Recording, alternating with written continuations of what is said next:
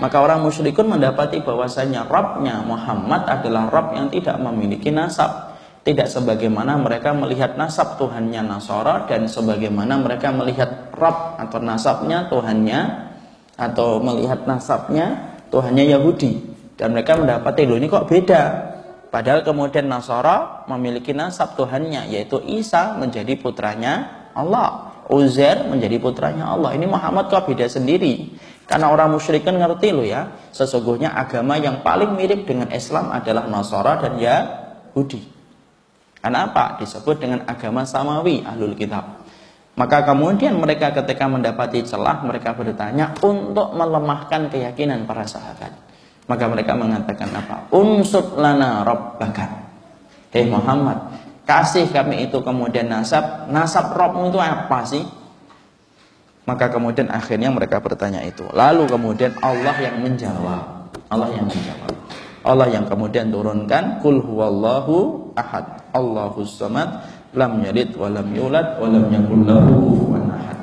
Allah yang menjawab dan kemudian membungkam apa yang ditanyakan oleh orang-orang musyrikun, sampai kemudian mereka tidak bisa berkata-kata kembali setelah Allah turunkan surat Al-Ikhlas.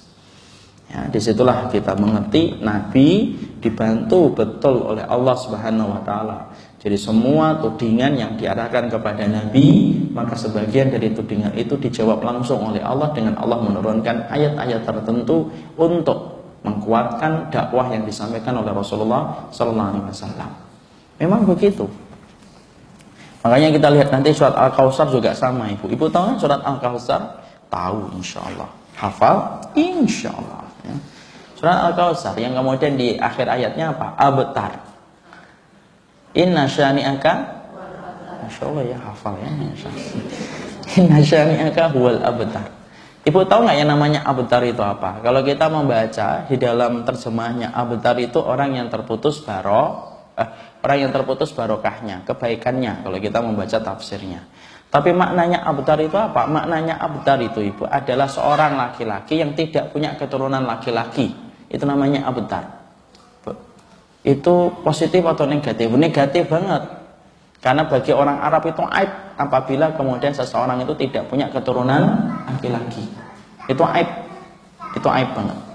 Maka kemudian di situ kita kemudian mendapati Muhammad itu abtar. Muhammad itu tidak punya anak laki-laki. Kenapa? Setiap anak laki-lakinya Rasulullah SAW sebelum balik meninggal. Siapa itu putra-putranya Nabi? Ibrahim dengan Qasim. Makanya Nabi disebut Abul Qasim dan Abu Ibrahim. Ya, maka kemudian ketika mereka mengatakan, hei abtar, laki-laki Arab nah punya anak laki-laki, maka Allah yang turunkan itu kemudian surat Al-Kautsar untuk memberikan kekuatan kepada Nabi. Itulah Nabi. Jadi dakwah itu berat, Ustaz, berat. Makanya sampai Nabi pun diteguhkan omongannya dan diteguhkan sikapnya oleh Allah Subhanahu wa Ta'ala. Makanya kalau kita ngerti tentang beratnya dakwah, Allah sampai mengatakan inna sanulqi alaika qawlan tsaqila dalam surat Al-Muzammil. Kami akan turunkan kepadamu perkataan yang berat, Muhammad. Apa itu? Dakwah. Itu berat. Berat banget. Makanya sampai Allah saja meneguhkan berkali-kali tentang posisi dan sikapnya Muhammad Rasulullah. Kenapa? Karena beratnya tantangan yang dirasakan oleh Nabi, sampai Allah yang membantu untuk kemudian menjawab segala tuduhan yang diarahkan kepada Nabi. Itu dakwah. Makanya maklumi kalau kemudian orang-orang yang menyampaikan dakwah terkadang mereka terpleset karena beratnya beban yang mereka harus bawa ketika menyampaikan kalimat-kalimat kebenaran. Allah alam bishawab. Maka kemudian kita pelajari di sini. Jadi kita pelajari di sini. Ya. Maka kemudian di sini dikatakan surat Al-Ikhlas itu unsub lana rabbaka, yaitu adalah berikan nasab kepada Rabbmu. Maka kemudian Allah sampaikan dan Allah turunkan surat, yaitu adalah surat Al-Ikhlas untuk menjawab tuduhan yang disampaikan kepada Allah Subhanahu wa Ta'ala. Di sini kita mendapati bahwasanya mereka ingin menuduh Allah itu punya keturunan. Makanya kita harus pahami, Bu, termasuk di antara perkara yang paling menyakitkan yang ditujukan kepada Allah Subhanahu wa Ta'ala, yaitu adalah ketika menetapkan Allah itu punya keturunan. Sebelum kita bahas, di antara tuduhan yang menyakitkan kepada Allah itu, yaitu adalah ketika tuduhan makhluk mengatakan bahwasanya Allah itu memiliki keturunan. Itu termasuk tuduhan yang menyakitkan, betul. Makanya sampai kemudian kita mendapati, sampai Allah menyampaikan di dalam salah satu ayatnya, dibuka surat Maryam.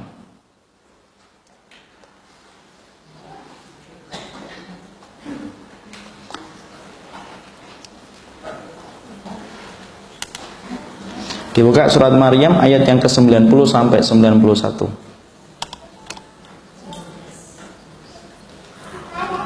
Sampai 91.